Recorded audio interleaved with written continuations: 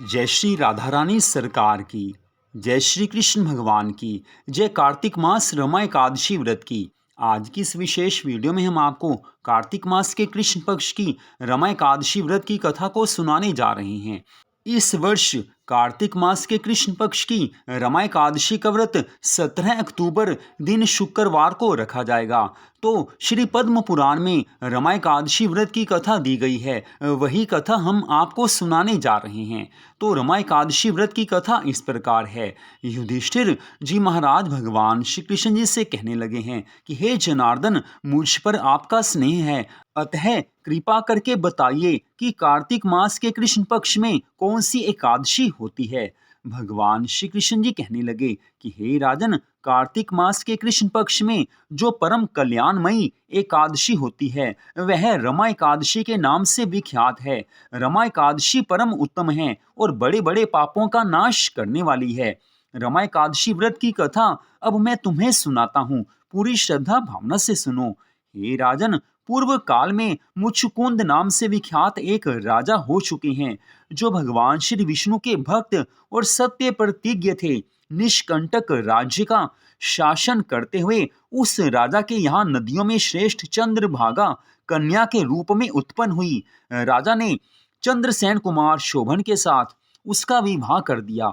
एक समय की बात है, शोभन अपने ससुर के घर आए। उनके यहाँ दशमी का दिन आने पर समूचे नगर में ढिंढोरा पिटवाया जाता था कि एकादशी के दिन कोई भी भोजन ना करे, कोई भी भोजन ना करे। यह डंके की घोषणा सुनकर शोभन ने अपनी प्यारी पत्नी चंद्रभागा से कहा कि हे प्रिय, अब मुझे इस समय क्या करना चाहिए, इसकी शिक्षा दो। चंद्रभागा बोली कि हे प्रभु, मेरे पिता के घर पर तो एकादशी को कोई भी भोजन नहीं कर सकता। हाथी, घोड़े, हाथियों के बच्चे तथा बाकी पशु भी अन्न, घास तथा जल तक का आहार नहीं करते। फिर मनुष्य एकादशी के दिन कैसे भोजन कर सकते हैं? हे प्राणनाथ, यदि आप भोजन करेंगे तो आपकी बड़ी निंदा होगी। इस प्रकार मन में विचार करके अपने चित्त को दृढ़ कीजिए।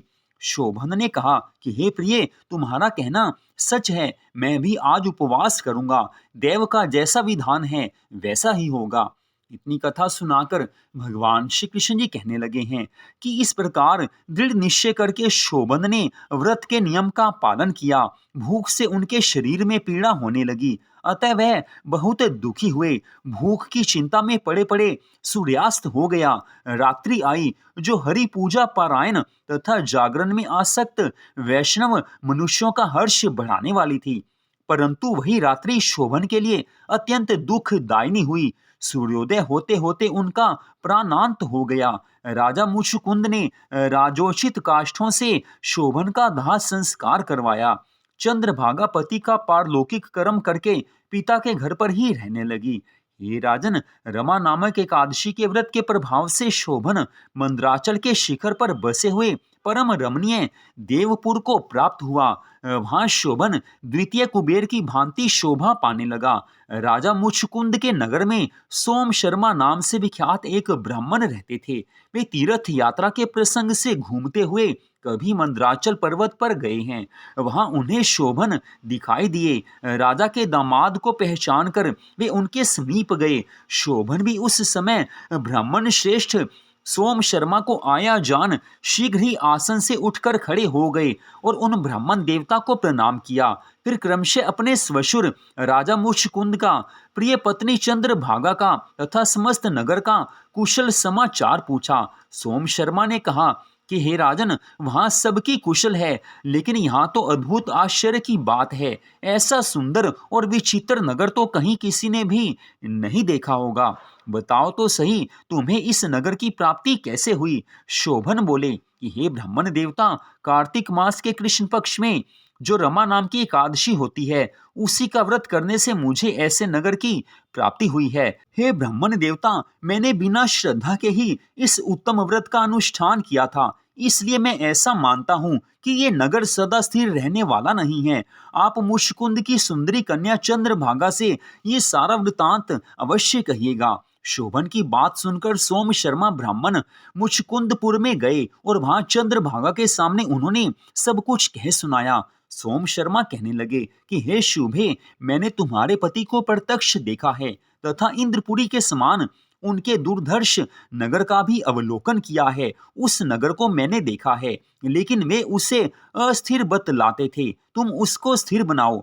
चंद्रभागा ने कहा कि हे ब्रह्म ऋषि, मेरे मन में पति के दर्शन की लालसा लगी हुई है। आप मुझे वहां ले चलिए। मैं अपने व्रत के पुण्य से उस नगर को स्थिर बनाऊंगी। इतनी कथा सुनाकर भगवान श्री कृष्ण जी महाराज धर्मराज युधिष्ठिर से कहने लगे हैं कि हे राजन, चंद्रभागा की बात सुनकर सोम शर्मा उसे साथ ले मंदराचल पर्वत के निकट वामदेव मुनि के आश्रम पर आए हैं। वहां ऋषि के मंत्र की शक्ति तथा एकादशी व्रत के प्रभाव से चंद्रभागा का शरीर दिव्य हो गया तथा उसने दिव्य गति प्राप्त कर ली। इसके बाद वह पति के समीप गई।